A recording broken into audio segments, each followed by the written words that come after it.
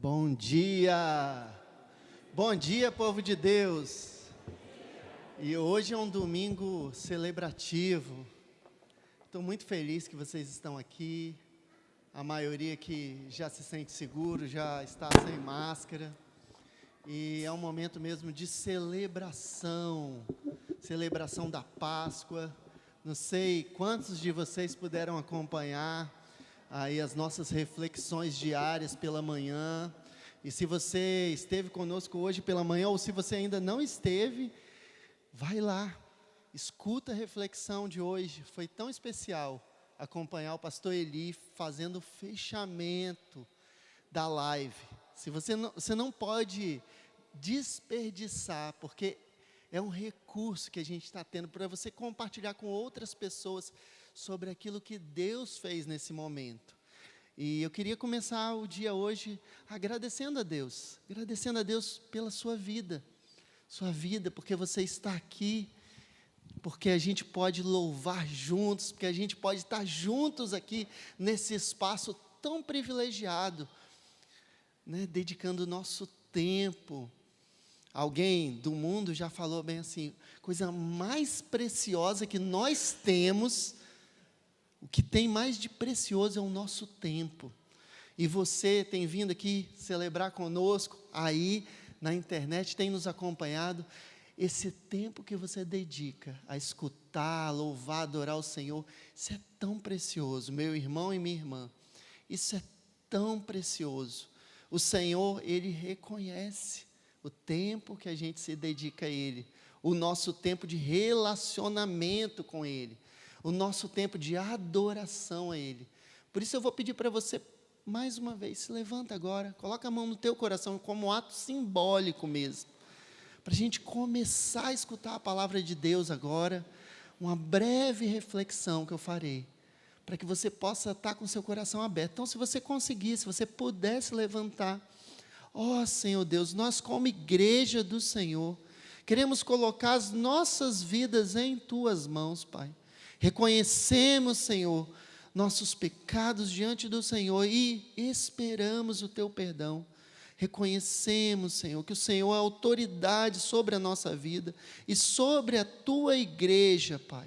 Nós queremos Te adorar. Pedimos, Senhor, que cada coração aqui esteja preparado, cada mente esteja preparado para as palavras que vêm do alto, Pai. Para aquilo que o Senhor quer falar ao nosso coração. Prepara o nosso coração, para que a gente possa sair daqui, Senhor, transformados pela Tua palavra. Em nome de Jesus que eu oro e abençoo. Amém. Amém. Pode se assentar, meu irmão e minha irmã. E no dia de hoje, domingo de Páscoa, que dia especial. Domingo de Páscoa, um dia totalmente diferente. Tudo que fazemos na igreja foi porque houve uma Páscoa. E aí você pode estar pensando, no dia de hoje, você pode estar pensando, talvez você não seja alguém que frequente a igreja sempre, você venha só de vez em quando. Você pode estar imaginando que, por que a gente faz isso, né? Por que o cristão celebra a Páscoa? Porque existe uma figura chamada Cordeiro Pascal. Você sabe explicar a sua fé? Você que é crente, que é cristão, que frequenta uma igreja, você sabe explicar a sua fé nesse Cristo? Você sabe por que nós reverenciamos a Deus, adoramos ao Senhor como o único Senhor e Salvador das nossas vidas? Você sabe porque nós celebramos a vitória de Cristo em nossas vidas? E é sobre isso que eu queria falar com você. É sobre a vitória de Cristo. Você sabe por que Jesus é um homem vitorioso? Ele é o próprio Deus que veio vencer a morte? Você saberia explicar para aqueles seus amigos que ainda não conhecem Jesus? Você que é mais jovem, né? Um pouco menos experiente, você saberia falar da Bíblia? Por que Jesus venceu a morte? Que necessidade foi essa? Falar da vitória de Cristo, a gente precisa pensar em quem perdeu. Cristo venceu, mas quem perdeu? Quem foi que perdeu? O que foi perdido? E no Antigo Testamento, ou seja, na nossa Bíblia, a gente divide ela em duas partes. Lá no começo, é o Antigo Testamento, a primeira parte da Bíblia. E foi o começo da revelação de Deus para o ser humano. Mas por que Deus teve que se revelar para o ser humano? Por quê? Talvez Gustavo, que está ali acompanhando, que é talvez um dos mais novos aqui. Gustavo, é você, Gustavo. Talvez Gustavo não saiba. Por quê? Por que Jesus teve que vencer a morte? Por que Jesus teve que morrer e ressuscitar? E a Bíblia, ela é a história revelada de Deus para nós. E é por isso que a gente se baseia na Bíblia. A gente declara a nossa fé de acordo com a Bíblia. Por isso que a gente não tira a cruz dos nossos cultos. A gente não pode tirar a cruz. A cruz é a marca. A cruz vazia.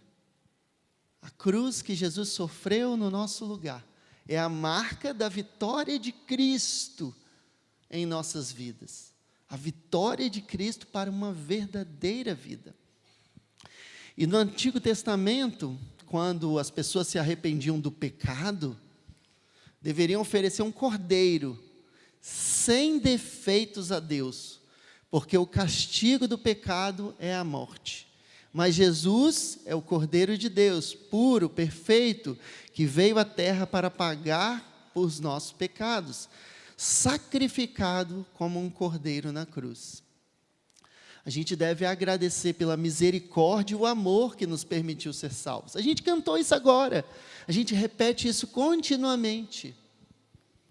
Continuamente falamos da misericórdia, do amor de Jesus, mas isso teve um início, bem lá atrás, distante da nossa história, mas que permanece sobre nós. E eu falei uma palavra aqui que muitas pessoas evitam usar, muitas pessoas não falam. E você pode buscar filosofias, teorias, você pode buscar aí um psicólogo, você pode buscar um coach, isso vai melhorar a sua vida, mas isso não vai tirar o pecado da vida sua, da minha vida. Isso não tira. Você pode procurar de forma esmerada, viver uma vida ética, sem cometer nenhum erro. Ainda assim, isso não tira o pecado da sua vida. Não é à toa, não foi um desperdício de tempo Jesus ter vindo nesse mundo e morrer por nós. A Bíblia trata sobre pecado. E é sobre a vitória, sobre o pecado que eu gostaria de compartilhar com você hoje. Você precisa trazer a sua consciência, você precisa tomar posse e conscientizar-se, para você poder falar de forma clara para as pessoas que estão à sua volta, que não conhecem e não reconhecem Jesus como o único Senhor e Salvador, sobre esse fato que aconteceu na história da humanidade, triste, que aponta para um erro fatal, um erro mortal. Precisamos tratar sobre o pecado. Aqui, nesse lugar, um local de ressurreição, de alegria, mas também de choro, de arrependimento. É aqui na igreja que nós podemos falar abertamente sobre o pecado. E o que aconteceu, pastor Rodrigo? O que foi isso que aconteceu? Por que Jesus teve que vir morrer no meu lugar? Por que se eu fizer de tudo, do melhor, se eu produzir muitas riquezas, muitas boas obras, se eu tratar as pessoas com respeito, se eu cumprir todas as leis, ainda assim não resolve o meu problema? Por que teve que vir alguém para me salvar? Por que não adianta eu me vestir com vestes limpas, eu me arrumar, eu me enfeitar, eu me perfumar, eu me esmerar nas palavras? Se lá, na minha alma, no meu coração, ainda assim, há uma mancha. Por que houve isso? E falando sobre isso, se você ainda não conhece essa história tão famosa, para a maioria de nós, eu queria compartilhar com você o que diz lá em Gênesis 3. Diz assim: a cobra era o animal mais esperto que o Senhor havia feito. Ela perguntou à mulher: é verdade que Deus mandou que vocês não comessem as frutas de nenhuma árvore do jardim? A mulher respondeu: podemos comer as frutas de qualquer árvore, menos a fruta da árvore que fica no meio do jardim. Deus nos disse que não devemos comer essa fruta, nem tocar nela. Se fizermos isso, morreremos. Mas naquele tempo, a mulher não sabia o que era morte, nem o homem. Aquela mulher e aquele homem não tinham noção do perigo, do risco. Eles não tinham noção das dores e dos sofrimentos que causaria esse ato. Mas a cobra afirmou uma mentira. Entendam isso. Essas palavras que eu vou ler, elas foram proferidas pelo inimigo das nossas almas. Olha o que Satanás falou através da cobra: vocês não morrerão coisa nenhuma. Deus disse isso porque sabe que quando vocês comerem a fruta desta árvore, os seus olhos se abrirão e vocês serão como Deus, conhecendo o bem e o mal. Era uma grande mentira, a pior mentira. Veio seduzir aquela mulher, enganar, ludibriar, tapear, entrar na frente de Deus e tirar a autoridade de Deus. Estava dizendo que Deus estava mentindo. Existe algo pior do que isso? Dizer que Deus estava mentindo. E a partir daí começou um desejo. Ali foi plantada uma semente no coração daquela mulher. A mulher viu que a árvore era bonita, e que as suas frutas eram boas de se comer. E ela pensou como seria bom ter entendimento. Que entendimento? Porque ela já conhecia Deus. Ela falava com Deus, Deus falava com ela, Deus falava com seu marido, Deus comunicava, Deus andava entre eles. Pensa que era como se Deus estivesse aqui, fisicamente, caminhando, tocando, falando, conversando. Era disso que ela estava abrindo mão naquele momento.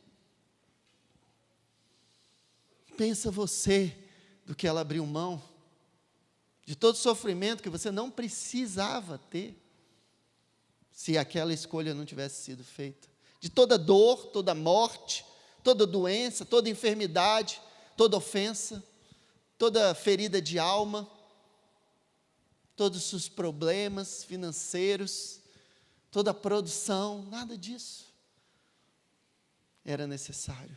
Naquele tempo, eles conheciam Deus e a presença de Deus de forma completa.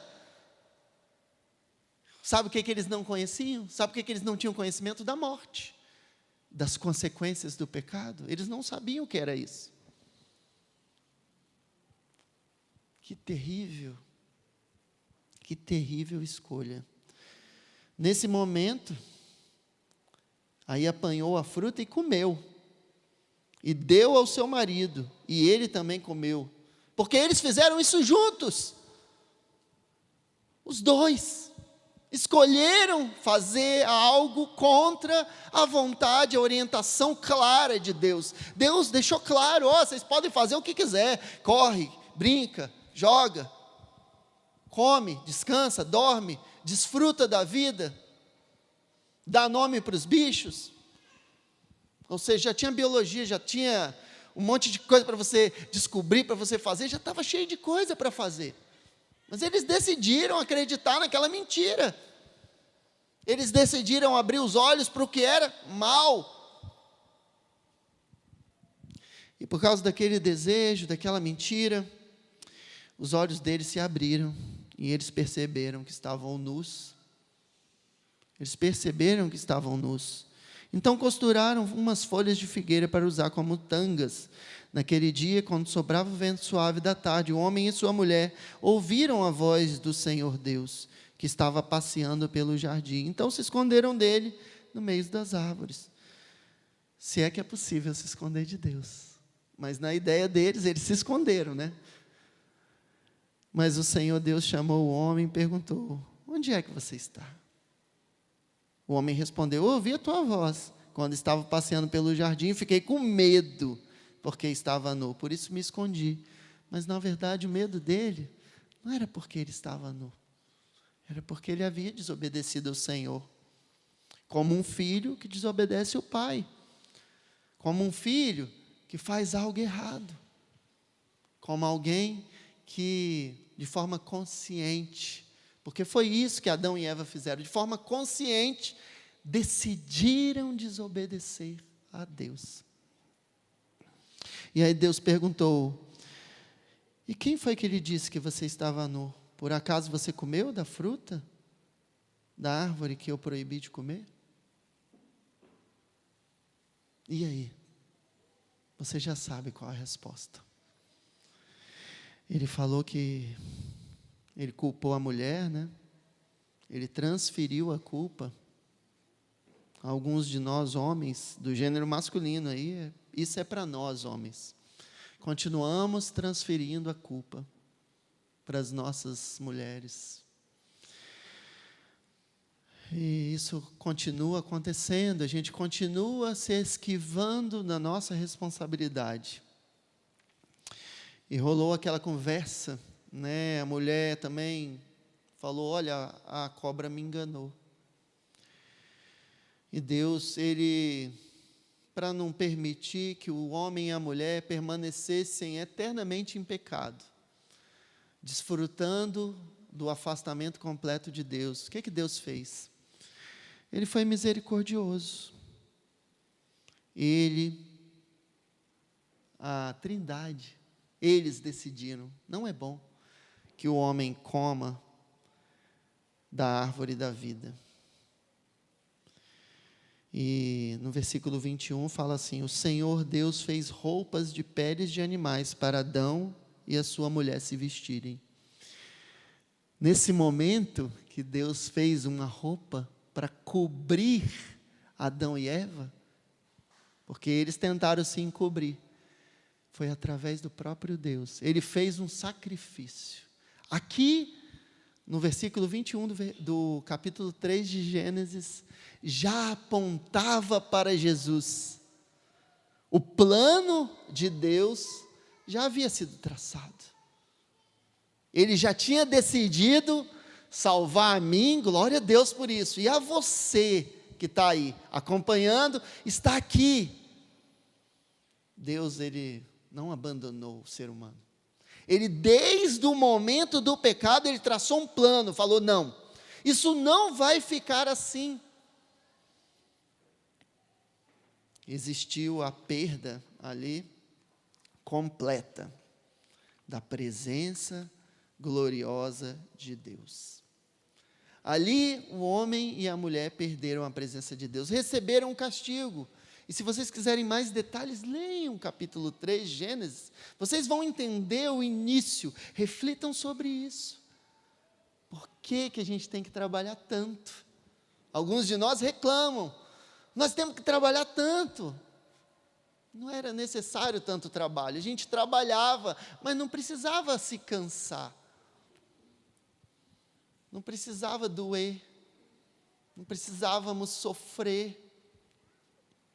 Estava tudo às nossas mãos, por causa que Deus nos amava, Ele queria isso. Mas você acha que Ele desistiu?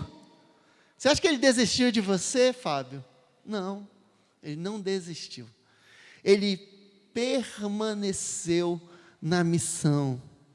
E aí, quando a gente vai lá para João, Evangelho de João, agora já no Novo Testamento, se você for lá em João 1:29, diz assim: no dia seguinte, João, esse é João Batista, João viu Jesus vindo em direção dele e disse: Aí está o Cordeiro de Deus que tira o pecado do mundo. E que pecado? Era aquele pecado que nós todos herdamos junto com Adão e Eva.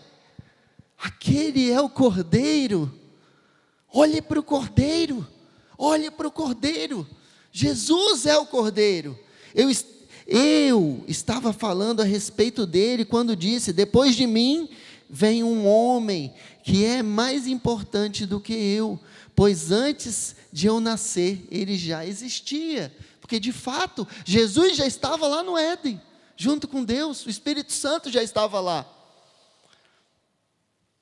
Eu mesmo não sabia quem ele era, João fala, mas vim batizando com água para que o povo de Israel saiba quem ele é. E você? Você sabe quem Jesus é? Você sabe explicar quem é esse Jesus para outras pessoas? Jesus continuou: eu vi o Espírito descer do céu como uma pomba. João continuou: eu vi o Espírito descer do céu como uma pomba e parar sobre ele. Ali era o Espírito Santo. Eu não sabia quem ele era, mas Deus me mandou batizar com água. Me disse: você vai ver o Espírito descer e parar sobre um homem. Esse é quem batiza com o Espírito Santo. Eu vi isso e por esse motivo tenho declarado que ele é o Filho de Deus. João decidiu deixar essas palavras escritas para que você e eu soubéssemos quem é o Filho de Deus. A Bíblia ela foi escrita com sangue. Esses homens que escreveram a Bíblia, os discípulos, os apóstolos, eles não ganharam nada com isso. Muito pelo contrário. Foi sofrido, foi perseguição, foi morte. Então, se você quer confiar em alguém, você acha que alguém morreria por alguma coisa que não vale a pena? Você acha que algum de nós aqui no auditório morreria por algo que é uma mentira? Ainda mais naquele tempo, né, que as mortes eram cruéis. Em Hebreus 9:22 diz assim: de fato, segundo a lei, quase todas as coisas são purificadas com sangue. Sem derramamento de sangue não há perdão. Desde o começo, Deus fez isso. Ele matou animais para cobrir o pecado do homem. Mas aquela cobertura ainda era só externa. Ela não fazia um efeito eterno, permanente. Ela era temporária. No Antigo Testamento, o pecado ele tem que ser continuamente coberto por sacrifícios de animais. Se você lê o Antigo Testamento, ele é a doutrina, tudo que aponta para Jesus são sacrifícios de animais. Sempre sacrifícios de animais para cobrir o pecado do homem. Só que essa cobertura é temporária, é limitada, é externa. Ela não transforma a essência, ela não reconecta com Deus, ela não é permanente. Depois do Cordeiro de Deus, que é o próprio Jesus, vem a salvação. Salvação de quê? De que a gente está falando? Salvação da condenação do pecado. Porque esse pecado que Adão e Eva cometeram, ele permaneceu na humanidade. Nós permanecemos, lamentavelmente, infelizmente, nenhum de nós quer passar pela morte. Não é natural isso. A gente foi criado para viver. Por isso que sofremos, nos lamentamos. E quando a gente, de alguma forma, acha que é bom morrer, é sinal que a gente está doente, da mente, do coração. O desejo da morte é algo estranho. Todos nós queremos viver. E aqueles quem mais amamos, queremos morrer no lugar deles. Se alguém fica com um filho doente, que geralmente é aquele amor maior, né, que a gente tem é pelos filhos. A gente quer morrer no lugar do filho. Exatamente esse é o sentimento de Deus. Ele quis morrer no seu lugar, porque Ele quer que você seja filho dele. Se você ainda não é, Deus quis. Ele decidiu morrer no lugar do Filho.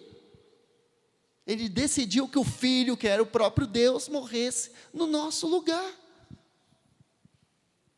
Se você tem esse sentimento, se você é mãe, pai, esse sentimento que vem de Deus, que reflete Deus, a salvação. Em João 3, 14 até 16 diz assim: assim como Moisés no deserto levantou a cobra de bronze numa estaca, assim também o Filho do Homem tem de ser levantado, para que todos os que creem nele tenham a vida eterna. Porque Deus amou o mundo tanto, que deu seu único Filho, para que todo aquele que nele crê não morra, mas tenha a vida eterna. Pois Deus mandou o seu Filho para salvar o mundo e não para julgá-lo. Então nós não precisamos mais ficar desesperados, pastor Rodrigo. Não, nós temos esperança, nada de desespero, nada de desesperança, nada de tristeza.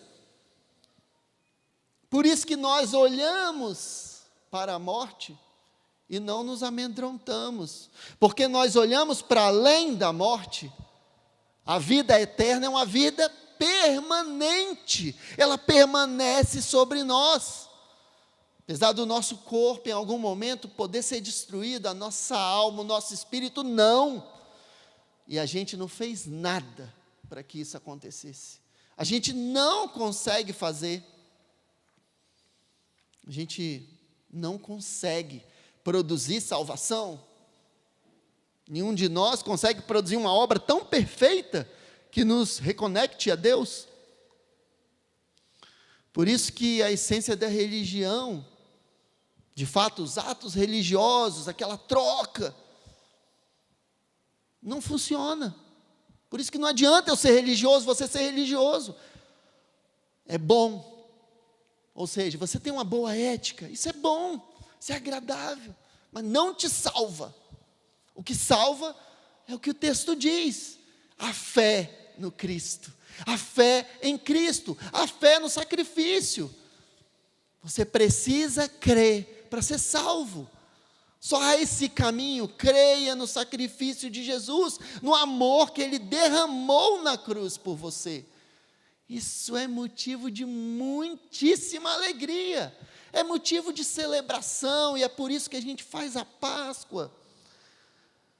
De fato, Jesus foi encarregado desse serviço sacerdotal, ou seja, Ele é o verdadeiro sacerdote, é Ele que faz esse sacrifício, é Ele mesmo que sacrifica, o próprio Cordeiro, Jesus, se sacrifica para nos reconectar, para que a gente possa desfrutar da eternidade com Deus. Está chegando o tempo, lá em Hebreus 8, 7, de 7 a 13 diz assim: está chegando o tempo, diz o Senhor, em que farei uma nova aliança com o povo de Israel. São vocês, sou eu, nós somos o povo de Israel, o novo Israel, com o povo de Judá. Essa aliança não será como aquela que eu fiz com os antepassados, no dia em que os peguei pela mão e os tirei da terra do Egito. Não foram fiéis à aliança que fiz com eles, e por isso, diz o Senhor, eu os desprezei. Quando esse tempo chegar, diz o Senhor, farei com o povo de Israel esta aliança, eu porei as minhas leis na mente deles, e no coração deles as escreverei, eu serei o Deus deles, e eles serão o meu povo. Somos nós, o povo de Deus, recebemos essa aliança. Ninguém vai precisar ensinar o seu patrício, nem o seu parente. Procure conhecer o Senhor, porque todos me conhecerão, tanto as pessoas mais humildes, como as mais importantes, pois eu perdoarei os seus pecados, e nunca mais lembrarei das suas maldades. Glória a Deus, gente! Gente, é motivo de alegria, de aleluia. Nunca mais me lembrarei dos seus pecados. Há algo melhor do que você se achegar a Cristo e falar: Jesus, não olha para os meus pecados não, porque quando você chegar no céu, Deus vai olhar para o sacrifício de Jesus sobre você, e Ele vai ver você através do sangue de Cristo, e Ele vai falar: olha, eu perdoei seus pecados, nunca lembrarei das suas maldades, porque nós somos maus, mas através do sacrifício de Cristo, nos tornamos perfeitos, puros, dignos da eternidade com Deus. E se foi o plano de Deus, não falhou. Por isso que Jesus é vitorioso. Jesus não perde. Jesus sempre ganha. Por isso que aquela noite, que naquele momento os apóstolos e todos os seus seguidores tremeram, o céu escureceu, foi uma noite de vitória. O sacrifício de Cristo tira os pecados. O texto de Hebreus continua: o grande sacerdote entra todos os anos no lugar santíssimo, levando consigo o sangue de um animal. Isso era o que era feito lá antigamente. Não faz mais sentido matar animais para ter o seu perdão. Porém, Cristo não entrou para se oferecer muitas vezes. Se fosse assim, Ele teria de sofrer muitas vezes, desde a criação do mundo. Pelo contrário, uma vez por todas, Ele apareceu agora, quando os tempos estão chegando ao fim, para tirar os pecados por meio do sacrifício de si mesmo. Cada pessoa tem que morrer uma só vez, e depois ser julgada por Deus. Não é necessário morrer várias vezes. Não existe outras vidas, voltar para viver de novo. Não existe isso, é o que a Bíblia diz. Assim também Cristo foi oferecido uma só vez em sacrifício, para tirar o pecado de muitas pessoas. Depois Ele aparecerá pela segunda vez, não para tirar pecados, mas para salvar as pessoas que estão esperando por Ele. E você, está esperando por Ele? Nós esperamos o Senhor, cada um de nós, clamamos pela volta dEle, esperamos Ele, desejamos. Ele é o desejado das nações. Você tem desejado, esperado o Senhor? Você tem clamado: Senhor, quero estar contigo.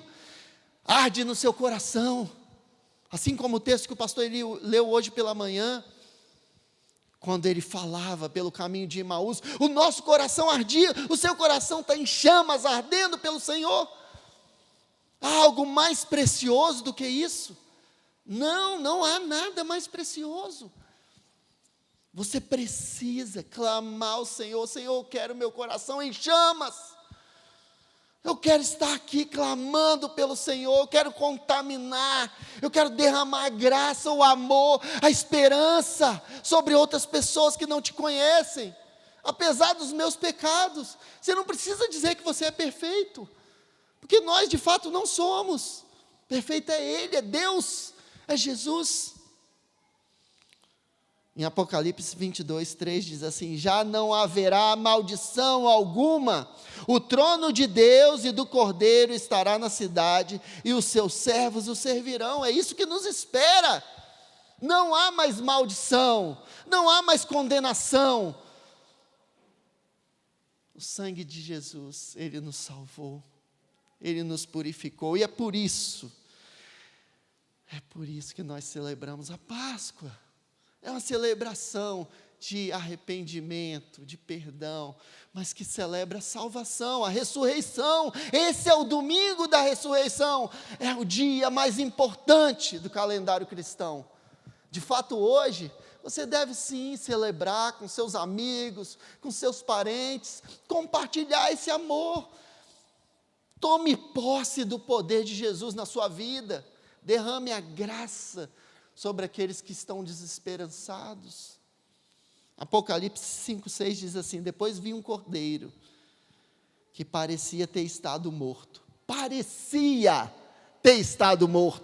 em pé no centro do trono, cercado pelos 4 seres viventes e pelos anciãos. Ele tinha 7 chifres, 7 olhos, que são 7 Espíritos de Deus, enviados a toda a terra.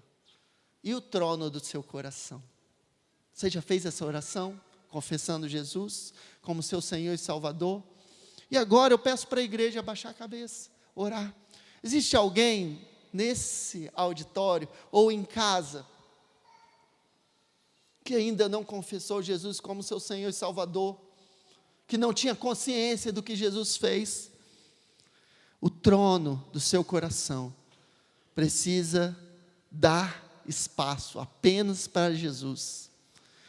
Se você quer fazer essa oração comigo agora, se você entende que você ainda não tinha dado esse trono, esse governo da sua vida para Jesus, se você entende que ainda falta algum passo, eu peço que você dê um sinal, levante suas mãos aí.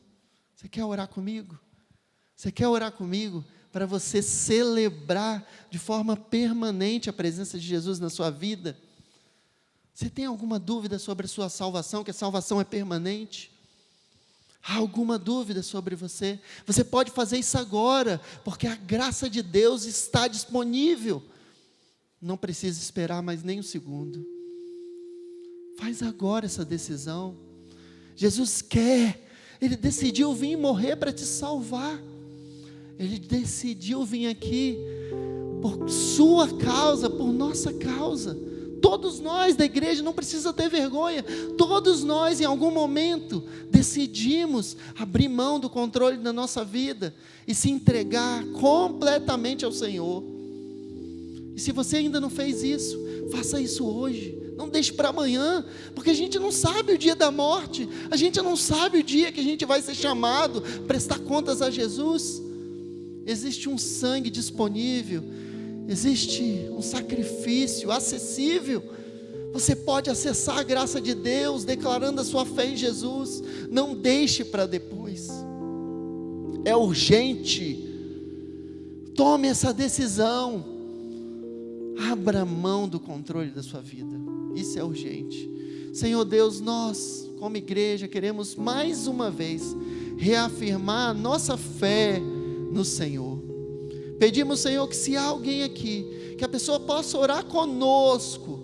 Ó Jesus, nós confessamos o nosso pecado, nós nos arrependemos de todo pecado e pedimos, Senhor, toma o trono da nossa vida, toma o trono do nosso coração. Eu peço, Senhor, que se há alguém aqui que ainda não fez essa oração, que o Senhor tome conta da vida dessa pessoa, que o Senhor vá habitar, que o Senhor possa ser o Senhor e Salvador. Ó Jesus, faz a salvação, estende a tua mão sobre aqueles que pecaram, que a gente possa ter comunhão. Em nome de Jesus que eu oro e abençoo, amém.